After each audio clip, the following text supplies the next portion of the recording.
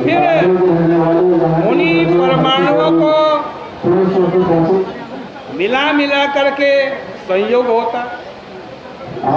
यदि विचार करें कि एक निरवयव परमाणु का दूसरे निरवयव जिसका कोई अवयव नहीं है उस परमाणु के साथ कैसे संयोग होता, दोनों के मेल से एक बड़ी चीज कैसे बन गई होगी, तो यह कभी कल्पना में आएगा ही नहीं। इसी प्रकार संसार में जितने भी स्थूल, अणु, बृहत, असत, सत, जीव, अजीव, द्रव्य, स्वभाव, आशय, काल, कर्म आदि हैं, पहचान लो ये कौन है। ये सब महामाया, जो भगवान की महामाया है ना, जिसको हम अजा भी कहते हैं, जिसको हम शक्ति भी कहते हैं, उसी के बेटे हैं ये सब उसी के बेटे। नामना जयावे हि कृतम द्वितीयम, ये सब ऐसी शक्ति के बेटे हैं जो कभी पैदा ही नहीं हुई है। बड़े मजे की बात, माया कभी पैदा नहीं होती। जिसने कभी धरती के ऊपर पैर ही नहीं रखा, क्यों? माया किसे कहते हैं? जो है ही नहीं, दिखाई दे, उसका नाम माया है नहीं, लेकिन दिखाई दे रही है। बेटा दिखाई दे रहा है, पत्नी दिखाई दे रही है, सब रिश्तेदार, मित्र, भाई, बंधु सब दिखाई दे रहा है, पूरा संसार दिखाई दे रहा है, बिल्कुल पक्का सच्चा दिखाई दे रहा, लेकिन है नहीं। इसी का नाम क्या है? ये सब क्या है? माया के बेटे हैं, माया के बेटे। इसलिए ज्ञान विशुद्ध है।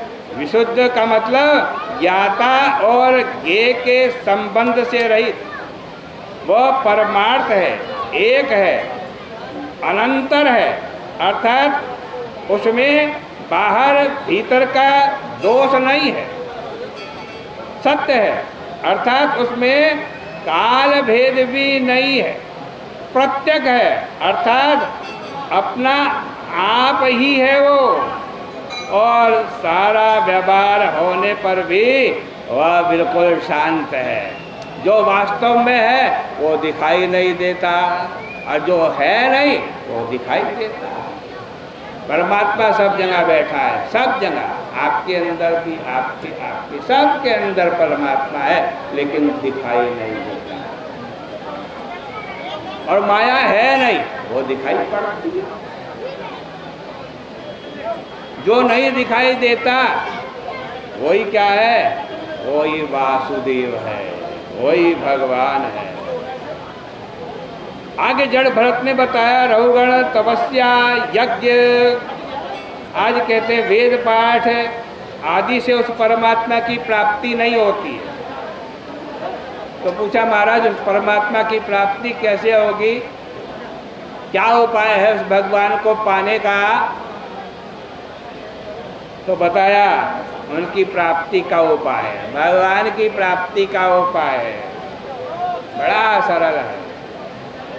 किसी महापुरुष जिसको भगवान मिले, जिसने भगवान का दर्शन किया, उनकी चरण धूलि में बारंबार लोटपोट होना। मैं नहीं कह रहा भागवत के रीत, बिना महत्पाद रजोभिषेकम।